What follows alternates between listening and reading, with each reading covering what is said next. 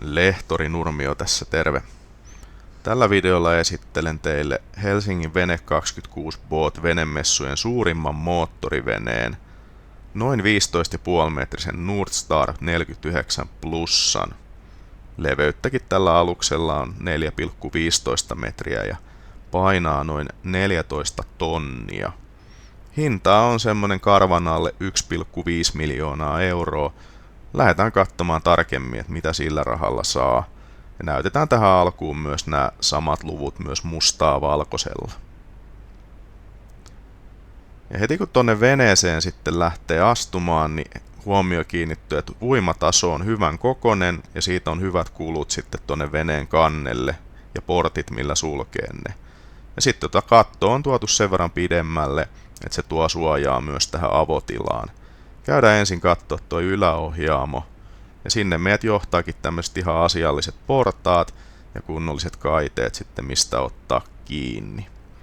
Ja nyt kun tänne yläohjaamoon saapuu, niin heti tässä styrpuurin puolella on tämmönen L-mallinen sohva, pöytä mukitelineillä ja siinä vähän vilastaa antennimastoa, missä on tutkaa ja muita antenneja ja kulkuvaloja ja sellaista. Ja sitten tässä paapuurin puolella on tämmönen wetbaari, eli siinä on vähän grilliä ja jääkaappia ja muita mahdollisuuksia laittaa. Ja sitten tästä edestä löytyy sitten kipparin paikka tästä keskeltä. Ja siitä on hyvät näkyvyydet. Toki messuilla nyt on noi aurinkosuojat tuolla tavalla otettu esiin, niin vähän vaikuttaa. Mutta laiturissa ollessa mukavat. Asialliset istuimet löytyy siitä kipparille ja karttureille. Sitten jatketaan kierrosta sille, että mennään tonne sisätiloja katsomaan ja heti tässä kun tullaan sisälle, niin ton koko takakannen tai takaseinän saa tässä auki liukuovilla ja paapurin puolelta löytyy keittiö. Siinä on kauniina kesäpäivänä aika kiva kokkailla, ainakin ilmava tila ja styrpuurin puolelta löytyy sitten vähän kylmäsäilytystilaa ja katsotaan vähän näitä yksityiskohtia, ihan asialliset valokytkimet ja muut lämmityksen ohjaus ja radioiden ohjauslaitteet ja vastaavat. Tutustutaan ensimmäiseen kajuutoista eli perimmäiseen. Sinne meidät johtaa portaikko tänne alas ja täältä löytyy pari sänky. Siellä on säilytystilaa myös ja sitten taas löytyy totta kai myös tämmönen pieni pukeutumissohva ja runkoikkunaa ja myös avattavaa tuuletusikkunaa ja lisäsäilytystilaa. Mennään takaisin tänne kannelle ja katsotaan sitten seuraavaksi tästä löytyy tämmönen sohvaryhmä. Pöytää saa levitettyä isommaksi ja se tietysti toimii korkeussähkösäätöisesti, niin saa sen sopivalle korkeudelle. Ja kipparin paikka on tälleen vähän korotettuna tässä. Tästä on erinomaiset näkymät ja erinomainen kulku myös tonne sivukannelle sitten. Ja hallintalaitteet siinä hyvin käden ulottuvilla. Televisio löytyy tästä ylhäältä sitten.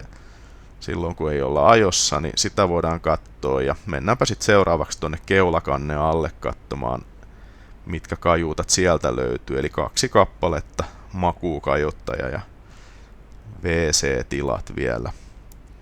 Eli tossa kun oli korotettu toi kansi, missä kipparin paikka oli, niin sehän tietysti tuo tänne sitten lisää seisomakorkeutta.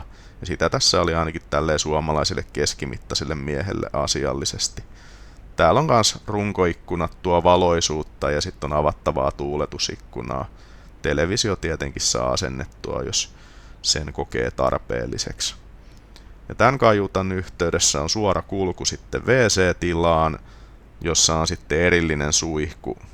Se nyt on tietysti jo aika itsestään selvä tässä koko ja hintaluokassa, että suihku ei sitten kasta koko WC-tilaa.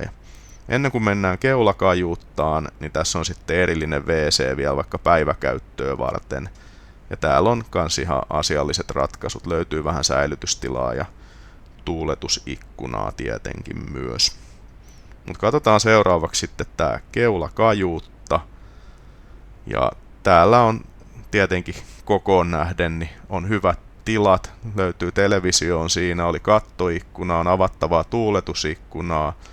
On paljon säilytystilaa ja sitten petaamisen kannalta hyvä, että tuon sängyn ympäri pääsee hyvin, tai ei ympäri, vaan sängyn sivuille pääsee sitten liikkumaan.